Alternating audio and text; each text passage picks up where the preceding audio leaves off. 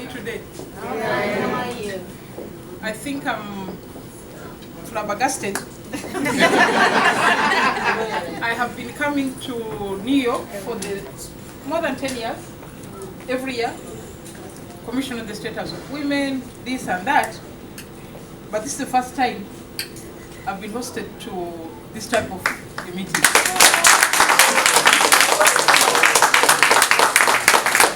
I'm really, really happy and very grateful to Ambassador Ayebare and your team, because at least I can put some names to faces during this meeting.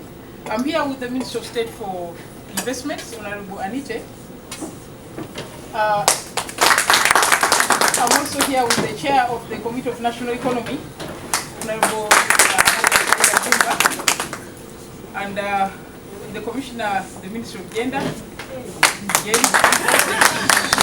She's here with me whenever there's a Commission of Status of Women. She's one of those who come regularly to present the Minister of Gender. So I'm really happy to see you. I've been in the US for about 10 days. I started in Washington. We had gone for the meeting of the Basoga Tegaite, and I'm happy to report that things are picking up, and the diaspora of Basoga is doing quite a bit of work at home. And I want to thank all those who have been working with them and supporting them, and also the missions both here and in Washington. I also want to thank the members of, I've not been meeting the UN family. Occasionally I see the staff here because I come to the office, but I'm happy to meet the UN family. Not very big, for which I think we need to find solutions.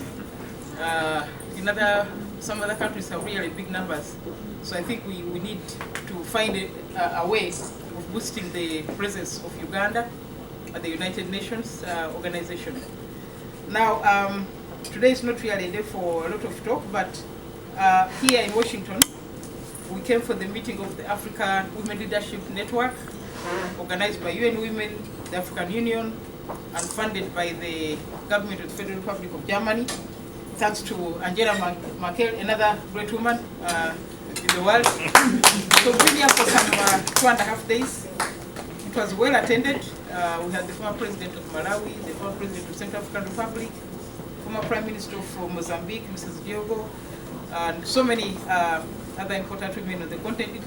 Joyce Mujuru was also here, the former vice president of Zimbabwe, and of course Mzile, who was also deputy president of the government of South Africa, and many ministers, many members of parliament, members of civil society, who are discussing the role of women going forward now, because when we got independence, when we formed the OAU, there was a group of women who had been doing work under the Pan-African Women's Organization, but no one hears about them. After the OAU was formed, the men went forward, they were visible, and the women receded into the background. So there is concern that the women's voices are not being heard sufficiently in the planning, in the development of our continent. So this body is here to add a voice to the plans of our countries, and also to see what we can add by way of education, by way of planning, and so on. So we launched a network today. I hope it's going to be a working network, and that will not have a stillbirth, so that we can really make a contribution to the governance of the African continent, but also pay attention to the issues of security. Now, for the last 3 years I've been coming here and complaining that our governments have not appointed special envoys for Resolution 1325. I've discussed something with the ambassador and submitted some names. I hope they'll be handled. But also the same thing was said today by the representative of the Secretary General, that Africa is not doing enough on peacekeeping, but also on appointment of those envoys. So I hope that we can improve that situation and make our presence more visible and more felt by our numbers and by our contribution. So that's why we're here today. But otherwise, I'm really happy to see you. Thank you for the work you're doing. And the remittances you send home. Now, one of the things I picked up, which has been outstanding from from the people in Washington was the issue of dual citizenship. It's not, we made the law, but I think the areas we did not complete because I'm told it's practically difficult to do it. I think no one has been assigned that work of issuing the dual citizenship. We need to handle that. I was also told that verifying the nationality of the children who are born here, we don't have LC1 here. Everybody is on their own. So we have no chief, no other chief to say this person belongs to my clan. So that's an area which we need to tie up, especially for people in the diaspora, so that they don't lose out. And of course, there's always the perennial problem of the $400 if you want to revert. That's also something I think I'm really going to take up this time. I want to be able to report to the Ugandans in August, when we come back for UNA, that something has been done so that it can ease your lives.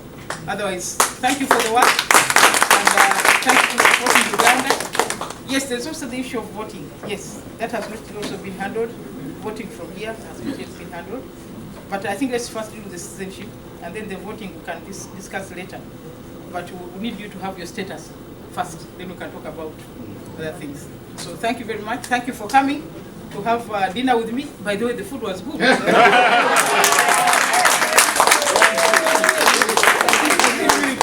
I was telling Adonia Ayebare that he must find a way of the Food and Drug Administration allowing us to import food from Uganda.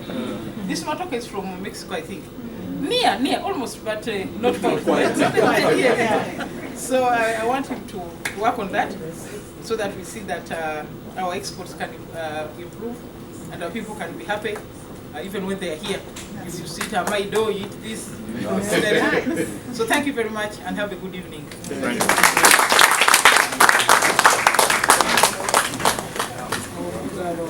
you.